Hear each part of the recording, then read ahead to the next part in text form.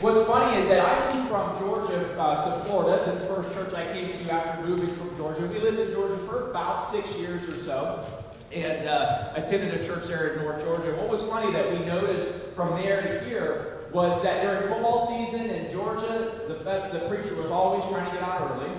And he always had a sermon that had something to do with football in it, always, constantly. And even every once in a while he would wear a Falcons jersey on a Sunday because that was his team. And when we moved here, we didn't hear about it. So I thought, that's interesting. Like, it's so much different here as far as that's concerned. They don't talk about sports as much in church when the season's going on. So I figured the Super Bowl just happened, right? We just had a Super Bowl. We're what they call Tampa champions or whatever it is now that we are with all the winning sports teams. So I said, you know what, I'm going to add a little bit some sports in there. Hey, we got to celebrate a little bit. But there's a correlation, whether you realize it or not, between being this team of Christians and being on that football team together. There's a lot of correlation. And we can actually learn a lot from what they do and the drive that they have, and we can learn a lot from the determination that they have, and incorporate that into our Christian walk as a team to accomplish our mission. What's interesting, did anybody actually watch the Super Bowl on TV? Did anybody actually go to the Super Bowl and see it live? Raise up your hand. No? I'm glad Jared wasn't here because I was like, well, you did take me, so we're not really friends.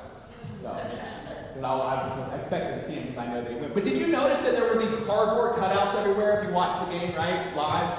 Well, I was talking to a friend of mine, and he said that he was there, and there was a woman that was sitting by herself. And they had all the cardboard cutouts, and there was an empty seat right next to her. And he's like, that's interesting why there's an open seat. He says, well, why do you have an open seat there? And she says, well, that's my husband's seat. He passed away. He said, man, I'm so sorry to hear that. That's sad. I apologize. I'm real sorry. She said, but that doesn't make any sense. Don't you have any relatives, like, maybe a son or a daughter or, aunt, uncle, something like that could have come and filled that seat? And she said, no, they all insisted on attending the funeral. Sorry. Yeah, so it's funny that how diehard people can be about their sports teams, right? How driven they can be. And I find it really interesting that if, there was another world that was looking down on us and watching a Super Bowl, right? And they're looking down, they're like, man, they're wondering why there's 60,000 people inside of a stadium who paid $900,000 to sit inside the stadium that cost $45 million to watch 22 men dispute the possession of a single ball. Imagine that, looking at us going, what are they doing down there? What is this? I don't even get it. And a lot of people don't understand that. Some people will never understand that pull of that game or that feeling of that game. They just won't get it. And that's understandable. But some people also will never understand the church. And hopefully, this is a place where we come, where we grow spiritually towards eternity, and we become champions for God. That's what we're trying to do here. There's many that they're not going to understand that fuss of that ball trying to get it over the line, right? But we understand the fuss of trying to get others across that line with us. And so we have to be that team. We have to be that championship team together, drawing in more players and getting across that line to win that championship. We've already won. We just have to do the work. One of the most impressive things to me, though, about football players, and I'm going to go full disclosure, I do play football myself. I actually play semi-pro. Most people don't know that about me, but I do play semi-pro. I actually played a game last night. My team beat the number one team in the league, and so we're now number one in the league. So I see a lot of players play, and I see a lot of players play hurt all the time. I mean, last night I watched players that got injured that got back in the game because of the love of the game. And as Christians, we're going to get hurt playing this game. It's not really a game for us. This is real life. But we're going to get hurt. And this morning, we're going to go through the points, but just keep this in your mind. When we get hurt, is our first reaction to get to that sideline and stay? Or is our first reaction to get out and then get back in this game as quick as we can? Do we know the goal? Do we want to be the champions? Do we want to win this thing? Roger Staubach, you guys know who Roger Staubach is? Yes, some yes. Yeah, Roger Staubach said this. He said, if you're not playing football hurt, you're not playing football. And a lot of people, that's fairly true. In some way or another, you got some kind of pain. I know Josh is sitting back there. Josh, you find that to be true? Right? If you're not playing hurt, you're not playing at all, because that's just what it is. You work all week long, you're working up, you're working out, and you're probably playing through either an injury or just pulled muscle or something. But if you're not playing hurt, you're not playing at all. So what is it that about this game that drives people to continue to do that? How come people can be hurt and have so much determination to get back out on that field to continue to play? Now, at first, maybe in my younger, I would have thought, oh, well, it's about the money, right? It's about the millions of dollars that all these people are making. But playing in the league that I play in, they don't get paid. They're not making any money. So what would make them get back out on the field and continue to play? It's their drive to become champions. It's their drive to become better, to accomplish the mission, to complete the goal. It's that drive, and the pain subsides, and they play through it. The truth is it's passion that gets us there. And if we're going to be passionate followers of Jesus Christ, we have to have the same kind of passion that those guys have on the field. The same kind of passion that the fan has that's not even playing, sitting at home eating chicken wings, has for his team that's playing on the field. Right? I mean, I know we don't jump up in church and yell and all that, but I've seen people sitting at home watching a football game that have way more passion and energy about the team that's winning than their God. We got to switch to that. We got to be the team that is passionate about our God winning.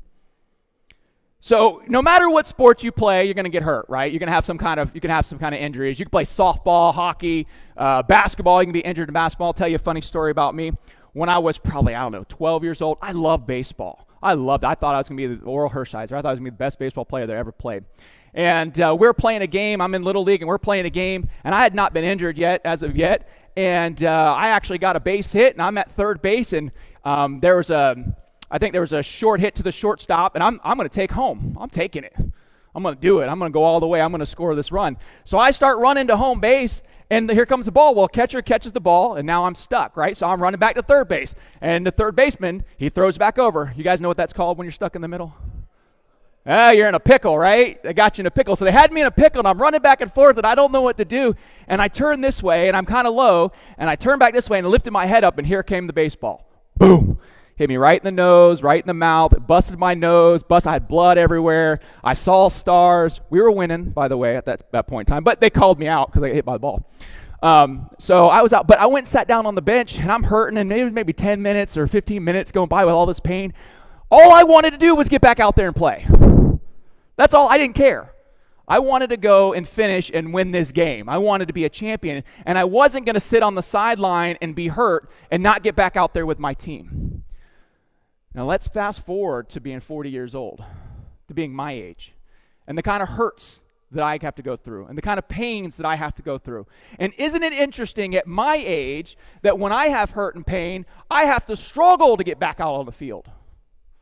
But when I was that young, I didn't have to struggle at all, because I knew what the mission was, and I was secure in that. I was secure in the fact that we wanted to win that game. And if I want to continue to play, even when I'm hurt as a Christian, I got to remember what the mission is. I got to remember what the goal is. I got to remember that God wants us to be champions and get out there. It's fascinating. When you see people in pain, right? You watch players play, you're like, man, that's so awesome. They're overcoming. They're overcomers when they do that. And it fascinates us. That's why we like contact sports. It's action-based. Christianity is a contact sport, whether you believe it or not. Now, we're not intentionally trying to hurt one another. We're making contact with one another, and every now and again, somebody gets hurt. It's not always purposeful. So what causes these people to risk their own lives, because that's what they're doing, to continue to play this game? The Bible says in Hebrews that we are all players today, right? That we are all living this life. It says that we are surrounded by a great cloud of witnesses. In Hebrews 12, 1 through 3, which we read earlier, said, therefore, since we are surrounded by a great cloud of witnesses, doesn't that sound like a stadium of people watching you?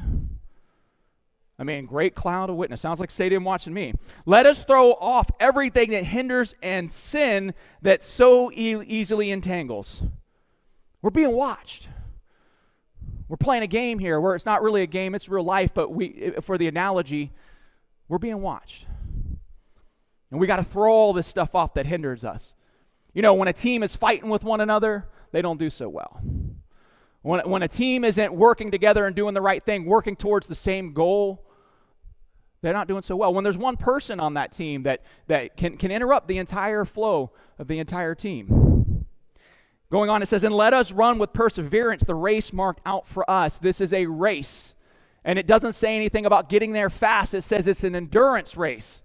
It's going to take time. It's a game of inches. It's not going to be quick. Fixing our eyes on Jesus, the pioneer and perfecter of our faith, that's who we should be looking to. Just like those football players are looking towards that Super Bowl ring, we should be looking to Jesus as the author and perfecter of our faith, that he's the champion. All we got to do is follow him into the end zone and take everybody with us as we go. For the joy set before him, he endured the cross. And that's what we should remember. He endured the cross, the scorning, its shame, and sat down at the right hand of the throne of God. Consider him who endured such opposition from sinners, so that you may not grow weary and lose heart, because we are going to have opposition. We're going to have opposition from sinners. And that it didn't say opposition from Gentiles, opposition from Jews. It says opposition from sinners, which is all of us. So even the Christian sinner can be in opposition. We're going to have those. But it says don't grow weary. Don't lose your heart. Isn't that what they say in the game, right? Anybody ever play football? They say you got to have heart.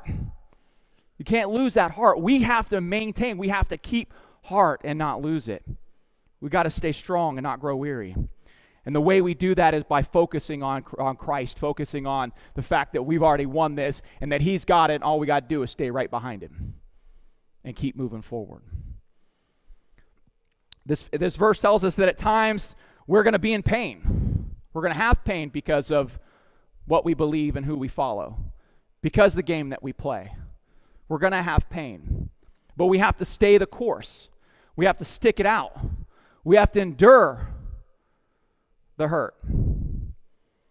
We have to play through the pain, because if you play through the pain, you prove that in the eyes of God you are a true champion, that you're a follower, a true follower.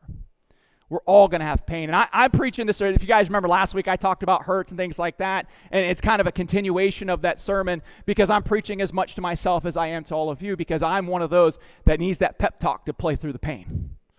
That may need to be told, hey, look, I know it hurts a little bit, but we're going to wrap it up and we're going to send you back out there. Because there's a bigger goal in mind. There's a bigger mission at hand here.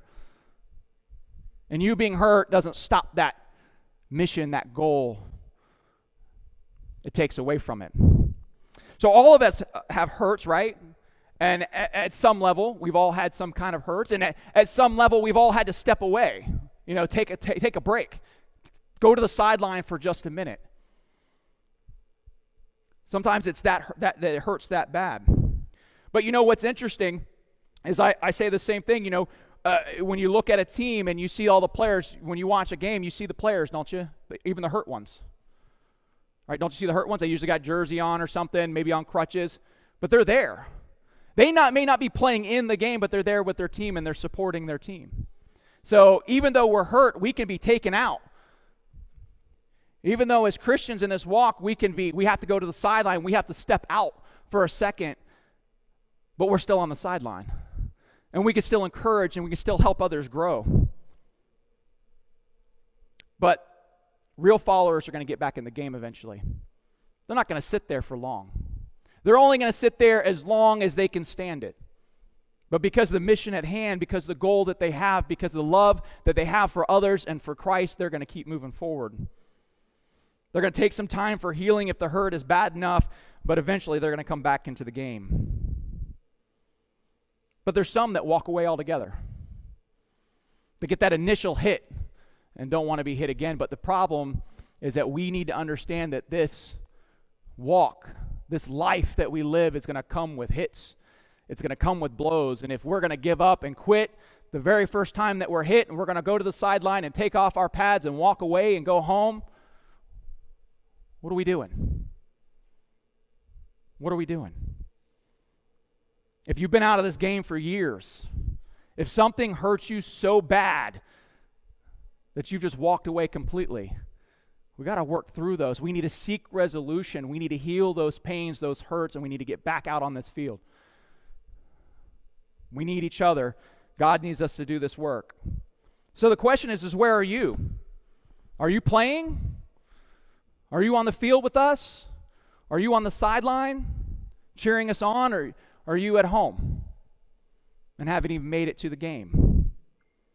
Jesus knows that you don't want to get hurt anymore and that you don't want to live with that hurt. I know he knows that about me. But he also says that if you're going to be a real follower of his, you're going to get hurt. He says if you're going to be a real follower, you're going to have some suffering. You're going to have some pain. It's going to happen. I'm convinced that the real followers is the word that God uses for champions. Real followers are God's champions. So why play hurt? So why, when we're hurt as Christians, should we keep going on? Why shouldn't we just stay at home and do nothing and just say, oh, poor me, I'm just going to stay here and wallow in this for as long as I can until somebody comes and convinces me otherwise? Not that I'm not saying I'm not guilty of that. But why? Real followers is number one. Real followers play hurt because they know their contribution matters. Because in their mind, they have said, you know what? God needs me. What I do for this team is necessary. And if I stay out too long, I can't contribute. I can't do what I'm supposed to do for this team. So real players, real followers will play even when they're hurt because they know their contribution matters. There's a young man that woke up one morning, said he wasn't feeling good. He said, look, hey, I don't want to go. I don't want to go to school today. And see, I messed up my own story. So there's a young man that woke up one morning and see, I can't even get the story out. I've completely forgot it. Anyways, a woman went into a room and woke up a young man and said, hey, are you ready for school? I'm going to have to change the whole story for you. Are you ready for school? And he said, no, I don't want to go to school today. He said, I'm tired. I don't feel good. And she said, well, give me a couple good reasons, 3 good reasons why you shouldn't go to school today. He said, 1, it's boring. He said, 2, no one likes me. And he said, 3, I just don't want to go. And the woman replied, well, honey, I have 3 good reasons why you should go. It's not that boring. Right? Yeah, I know some of you already know this one, don't you? That it's not that boring. Number 2, everybody, there's a few people that like you. And number 3, you're the principal. Yeah, see, I couldn't, the first half of that, I lost it completely and couldn't even tell it to you. But your contribution matters. That principal's contribution matters even though he didn't want to go to school. He didn't want to go that day, but it was important that he went because his contribution mattered. Who knew what little kid needed him that day? Who knew what God was going to put in his path that day for him to do? But if he decided to take himself completely out of the game, he can't be contributing. His contribution is gone completely once he takes himself out of the game. So we want to keep ourselves in the game, even past my bad story. All right. 1 Peter chapter 4, verses 12 through 19 says this. It says, dear friends, do not be surprised at the fiery ordeal that has come on you to test you, as though something strange were happening to you. But rejoice inasmuch as you participate in the sufferings of Christ, so that you may be overjoyed when his glory is revealed. If you are insulted because of the name of Christ, you are blessed, for the Spirit of glory and of God rests on you. If you suffer, it should not be as a murderer or a thief or any other criminal, or even as a meddler. However, if you suffer as a Christian, do not be ashamed, but praise God that you bear that name. For it is time for judgment to begin with God's household. And if it begins with us, what will the outcome be for those who do not obey the gospel of God? And it is hard for the righteous to be saved, what will become of the ungodly sinner?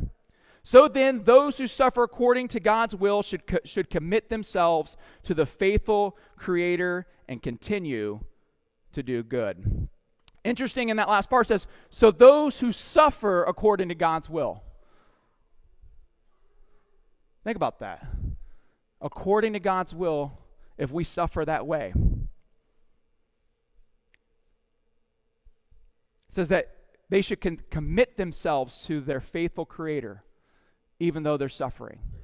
And they should continue to do good. That means that you're not allowed to come out of the game for very long. That's what that means. That's what it's telling us, is that, yeah, you're going to get hurt. I'm already telling you that that's going to happen, but that's not supposed to drive you away. That should cause you to commit yourselves even further to the faithfulness of our Creator, to our faithful Creator. And we should continue to do the good, not stop at all. You got to know that you matter. That God values your contribution. He values what you do. He's given you a job. And when you take yourself out of the game, you can't do your job anymore. You can't do what He's put forth for you to do. So we stay committed. You know that the Olympics, the Greece had a game, right? A race. And that race had nothing to do with who got across the goal line first. It had everything to do with who kept the torch lit. Right? That's all they did. You had to keep the torch lit. It wasn't who crossed the line, it's who kept the torch lit. That should be our goal as followers. That it's an endurance race that we're trying to keep the torch lit. That we're not trying to hide it. We're not putting it out to quit. We're not handing it off to anybody else. And we're not stepping away. But we're enduring this race and keeping this torch lit as we do so. For some, the flame has been flickering for some time, but Jesus asks us to stay the course. He says, don't quench the work of God that's being done in you by walking away. He's asking us to make a difference. I know you guys have probably heard this before. I'm going to tell you this story. I think I've told this story before, but there was a man, I won't mess this one up. There was a man walking down the shoreline, right? And he saw another man picking up starfish. You guys know this story? And the other man is taking these starfish and he's throwing them out into the ocean. And there's thousands of these starfish down this beach. And the guy's like, well, you can't save all of them. What are you doing? You're just wasting your time. He says, well, I can save this one. That's his contribution, is that one. Although he probably saved 100 of them, he might not get to all of them. But that's his contribution. Why is he's just going to give up and not do it because he can't save them all? I mean, imagine that as Christians. If we said as Christians, we said, well, I can't save everybody in the world, so I don't want to be a Christ follower. Because our mission is for the one. Because in the one we find the two and the three and the four. And we don't give up if we can't save all. We continue to save and work to saving one. So what will you contribute to the church over the next year? How will you influence the lives around you? And you may be hurt like I've played hurt or been hurt or tried to get out of the game, been hurt. But let me ask you this. Does knowing that your involvement makes a difference make you want to play through your hurt? Does knowing that your contribution matters keep you from getting out, from going to the sideline? Number 2, real followers play hurt because it's about something bigger than themselves. We as Christians continue while we're hurt because we know that there's a bigger mission at hand. Because we know what our job is. We know what it is that we're supposed to be doing.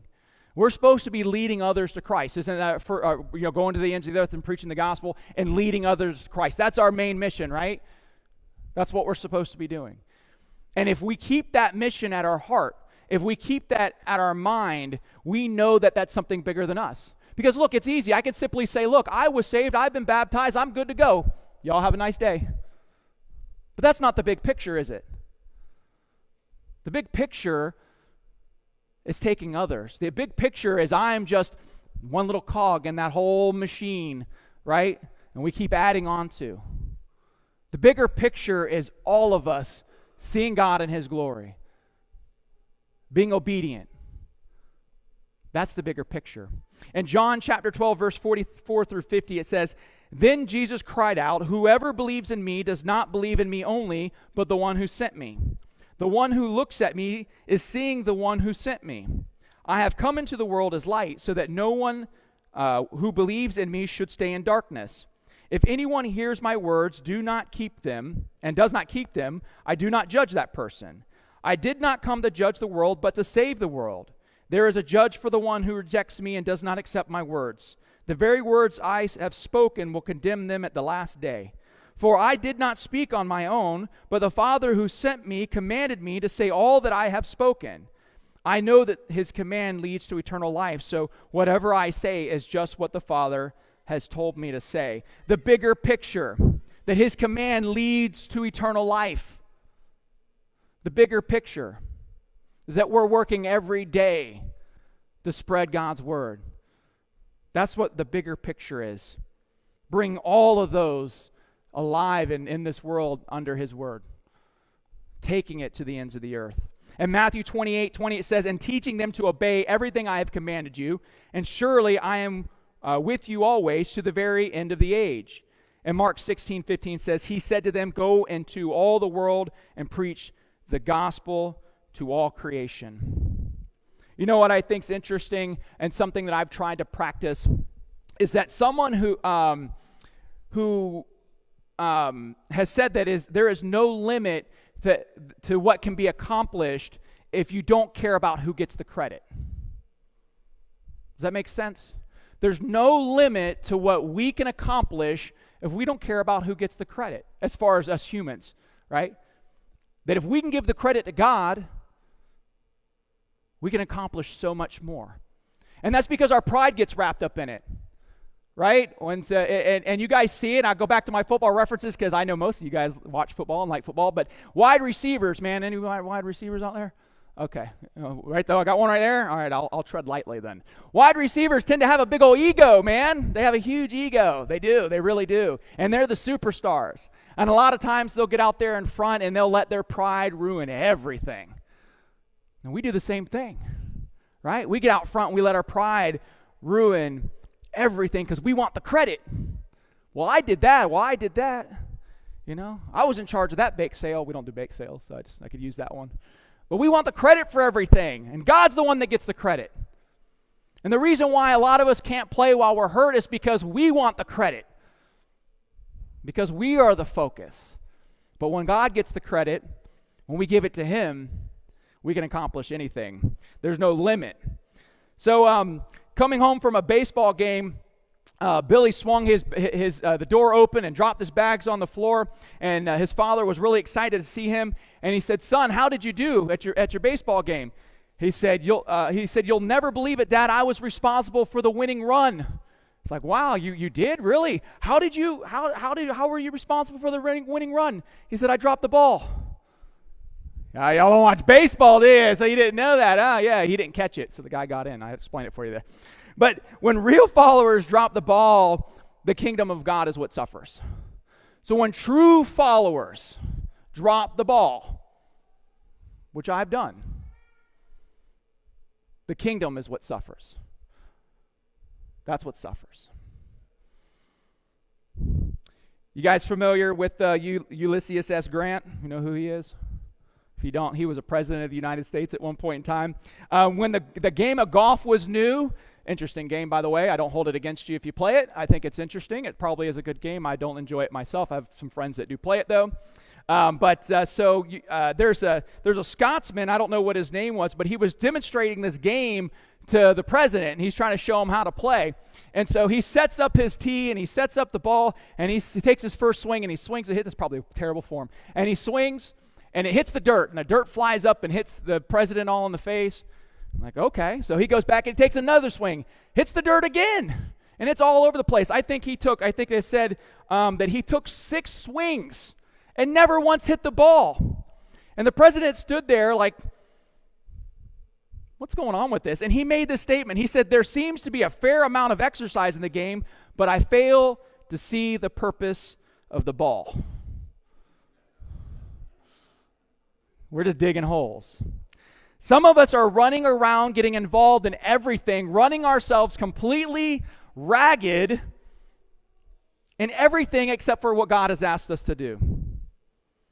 And real followers, champions, are going to keep their eyes fixed on Christ, and they're going to keep their ears fixed on His Word. Not going to be just running around with no purpose.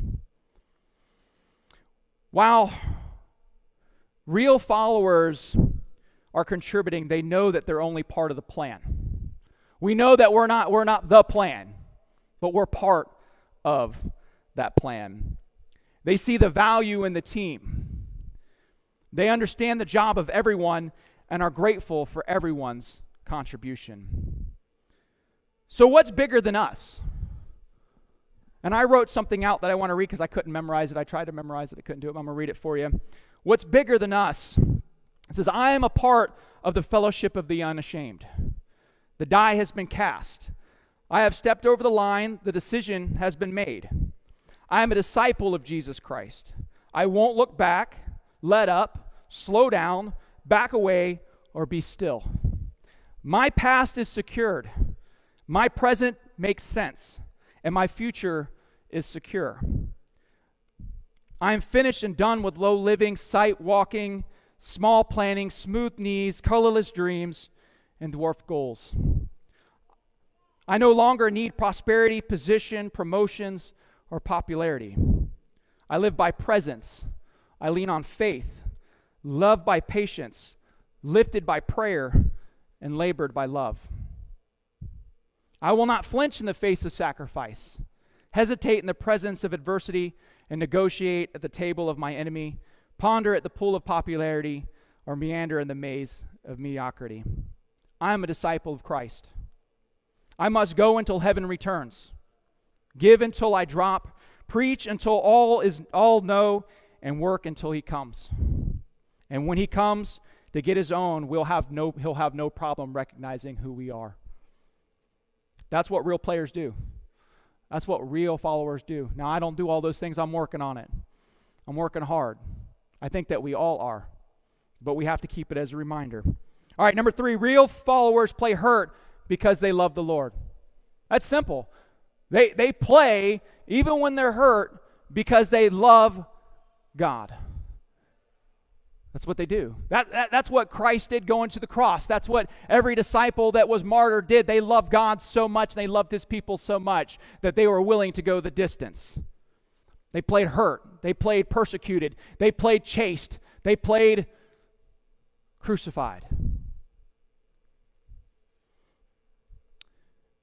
At the end of the day, the real followers have to stand up, look Jesus in the eye, and tell Him you gave it your all.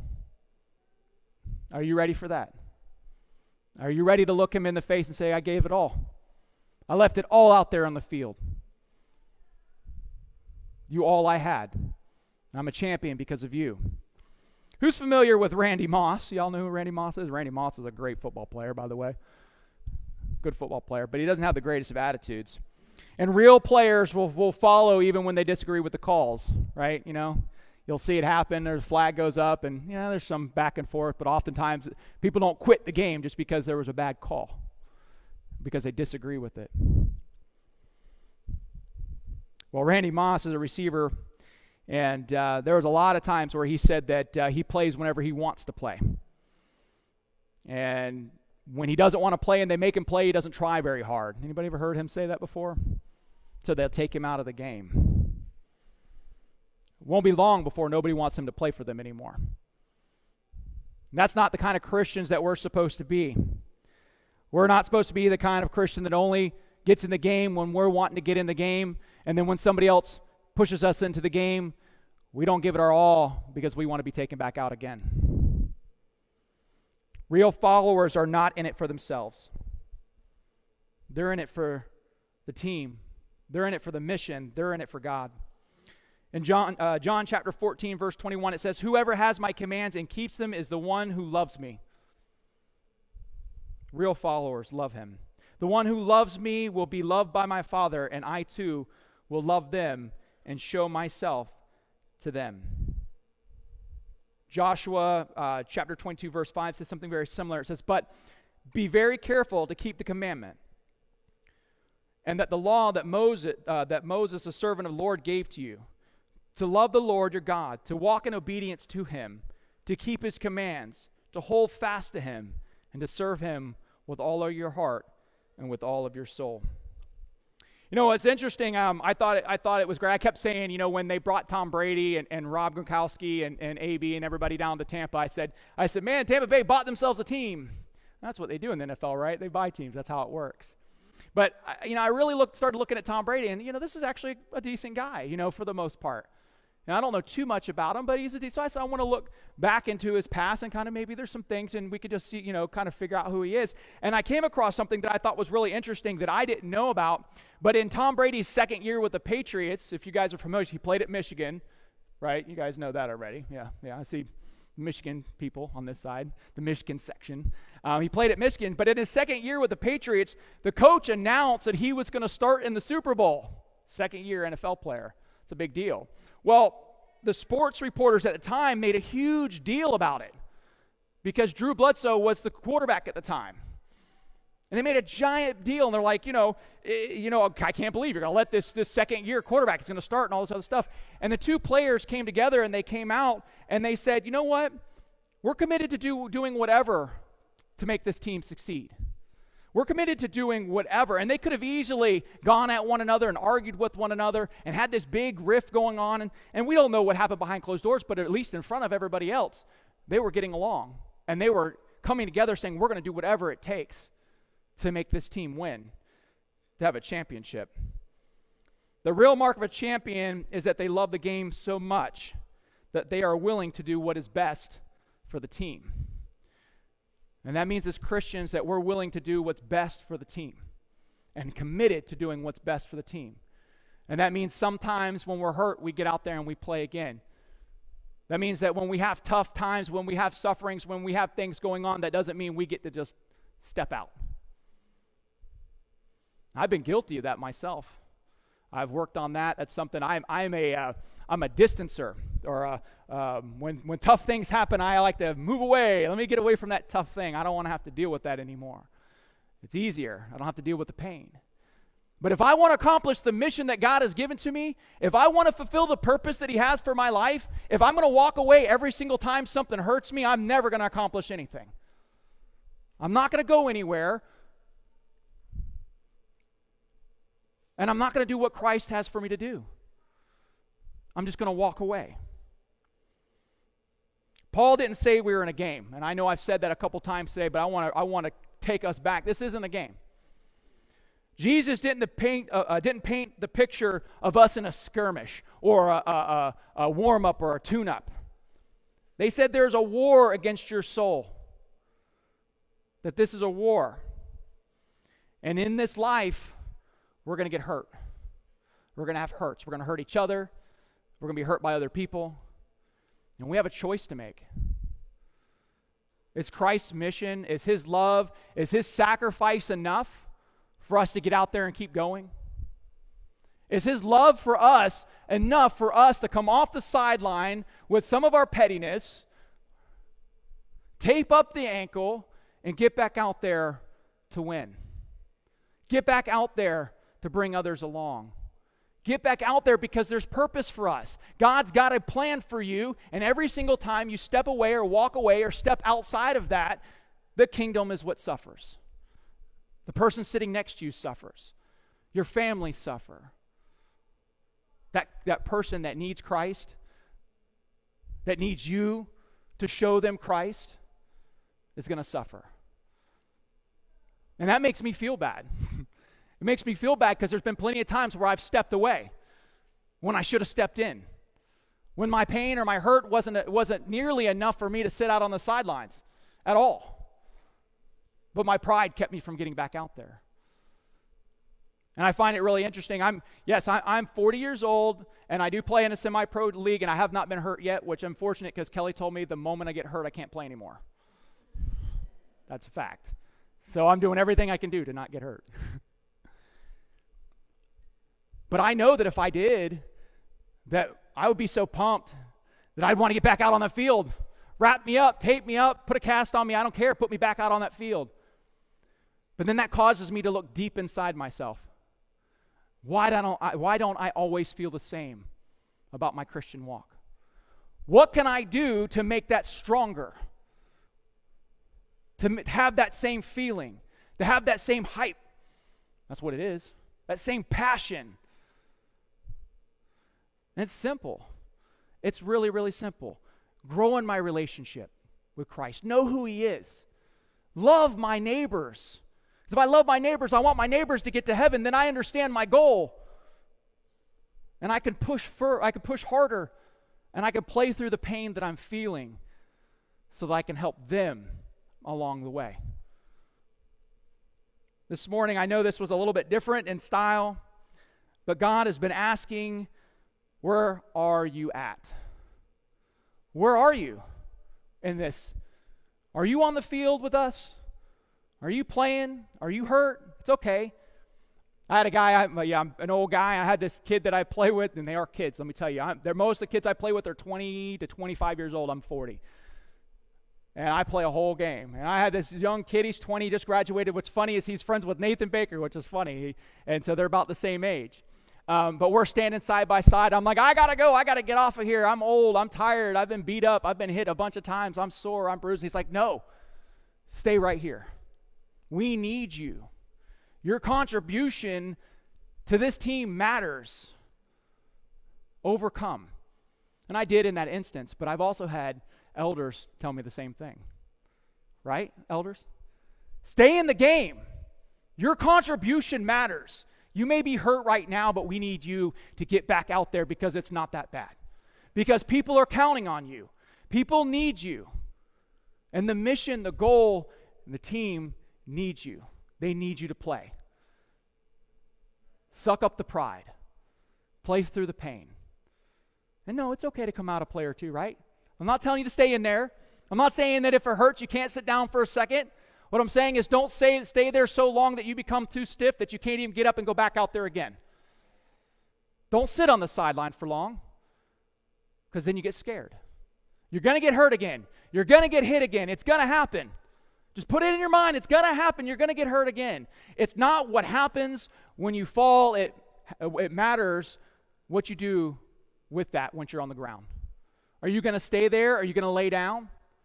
Are you going to give up? You're going to listen to the whispers of the devil telling you you're not good enough, that you're not accomplishing anything, that you haven't done anything, that you're not helping anyone? You're going to listen to that and stay on the ground? Or are you going to pull yourself back up? Are you going to focus on what Jesus said? He said, get up and go out. You don't say sit down there and do nothing. What are you going to do? So what can you tell them about where you're at? Can you tell them you're in the fight? Or are you still on the sideline? Or have you even made it off the couch yet? This morning, as you leave out, I want you to think about that and consider it. Consider where you are on this team. What's your position? What's fun about team, they have multiple positions, right? All have different talents. Heck, I can't be a quarterback. I barely can play lineman. We all have different talents. We all have different abilities. God's got us all together to accomplish a purpose, but if we're not willing to get off the couch, to get off the sideline, we're not going to get there. We're not going to get there. So keep that in your mind as we go through this week. So as we close this morning, if anyone is having hurts and hang-ups, if they're having years of pain that they've been enduring, that they're just ready to throw it off. I'm ready to heal from this. I'm ready to reconcile. I'm ready to resolve because I want to get back in the game. If this morning you want to get back in this game, if you want to get back on the field, if you want to put aside the hurt that you're feeling, you have an opportunity this morning to come forward and we can pray for you. You have the opportunity to come forward this morning and be buried in baptism if you would like. But know that you're going to have hurts. They're not going to be fun. But we're together on this. If you fall down, I'm going to come out on that field and help you get back to the sideline. Somebody here is going to help you get back to that sideline, and we're also going to encourage you to get back out in that game too. So as we go forward, think about where you are. Think about what you want to be. Do you want to be on the sideline? Do you want to be sitting on the couch? You want to be in this game. Thank you. Have a good morning as we stand and sing.